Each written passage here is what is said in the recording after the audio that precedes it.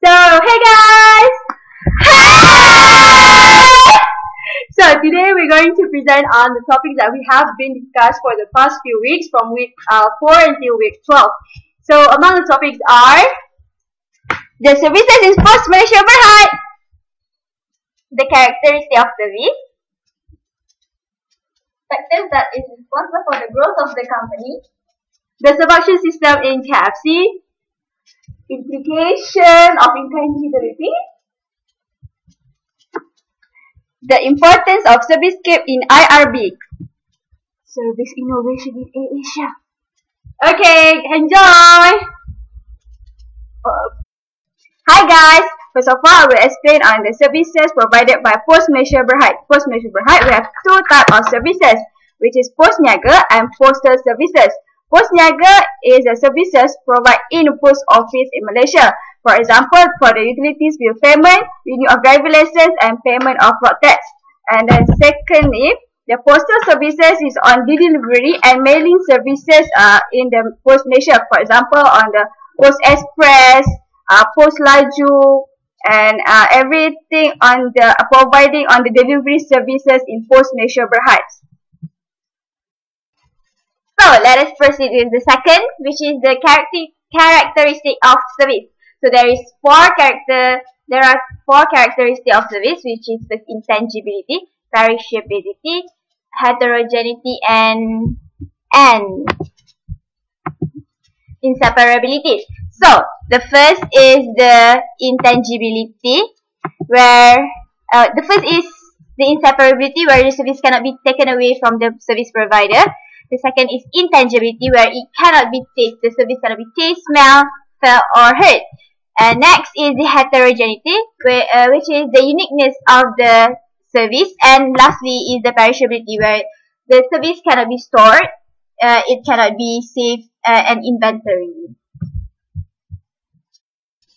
So, the two examples for the characteristic is first the intangibility, where the food at KFC, people need to buy it first before they can taste, feel, and smell. And the second is the inseparability, which the KFC own feed mill provide chicken to the KFC every day. Okay, Assalamualaikum warahmatullahi wabarakatuh. My name is Nur Shahida. Next, I will proceed with the factors that is responsible for the growth of Media Prima. And there are three factors that is responsible for their growth. First is advance in information technology. Second, business trend. And the third is social changes. Okay. First, under advance in information technology, because of the growth of the internet, Media Prima offers online newspapers to their readers. Next is Civic Digital Series, which is an out-of-home advertising services, where it can be found on the major LRT and in the shopping malls, in the international airport, and other places. So we move on to the second factor, which is business trend. Media Prima always try to ensure quality and satisfaction to the customers and have responsible marketing, where they avoid misleading messages, omissions of important facts, or false claims. And then we move on to the third factor, which is social changes. Media Prima use social media such as Facebook, Twitter, Instagram to promote their business, and it also helps to their company's growth. In terms of TV network, Media Prima has the highest viewership rating, which is 4 premium channels, which is TV3, TV9, and TV7, and also 8TV. Next is Tonton, which is #1 Malaysian online video portal, where viewers can stream dramas, entertainment shows, music videos, and others. It has 7.6 million monthly visitors and over 3.5 million registered users. Lastly is Media Prima has good corporate social responsibility, where the most well-known CSR program is Bersamamu by TV3. It also has many other CSR programs such as NSTP Charity Fund, Tabung Bencana MSTP, Bagas Indah Ramadan, and many others. So hey, I'm going to talk about the seduction system of KFC. So seduction system, as I mentioned at, the presentation before. So there are two parts of a seduction system, which are invisible part and also visible part. Visible consists of three elements, which are inanimate environment, service provider, and contact personnel, and also customer B. And while for invisible part consists of organization and system. Basically, visible is something that we can see, the customer can experience, while for the invisible, the customer cannot see it, so it's invisible. So first of all, inanimate environment. So in KFC, example of inanimate environment is the furniture that the customer have seen, and then the next one is the contact personnel. Other than the service provider, the primary provider, for example, like the branch manager of the KFC, and then the service provider is the primary provider of KFC. For example, like the waiter, the counter service employees, and then customer B is someone who observe customers' experience. Basically, he or she will base their preference on customer A. Customer is basically the person who have experienced the service. And then so the next one is the invisible organization and system. Basically, as I mentioned earlier, they cannot see, the customer cannot experience it, cannot see it. So for example, like the quality implementation, and then the kitchen at the KFC. Okay, thank you. Hey guys, okay, I'm Fatina Diba. Okay, we proceed to the next question, that is implication of intangibility of service towards an organization. So I have picked Asia before in my presentation, so I will actually briefly explain to you again regarding this. So there are major four implications of this intangibility of service that have been caused to Asia organization. The first one is lack of ability to be sold. The second one should be lack of protection by patents. The third one should be difficulties in displaying or communication services. And the fourth one should be the difficulty in pricing services due to certain miscommunication with the customer caused by this intangibility of service. Next, we move to the possible solution that could be taken actually to overcome this implication that has been caused by this intangibility of services.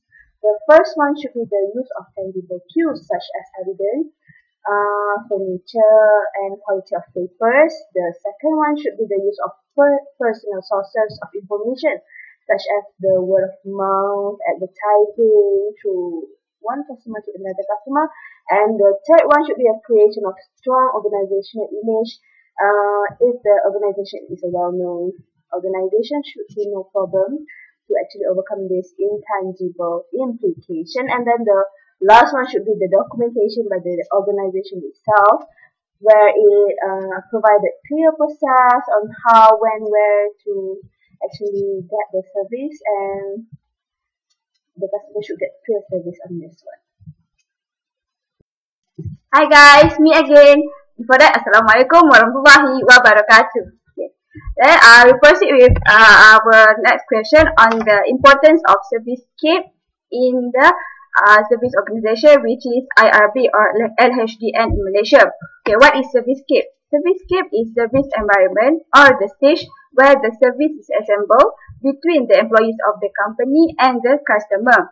Okay, therefore, the importance of this on the designing of the servicescape are: first, they can build the image of the company. Why? Because the services cannot be evaluated by the customer. Therefore, customer only can evaluate the service on the company regarding the appearance or the stage or what the company want to present to the customer.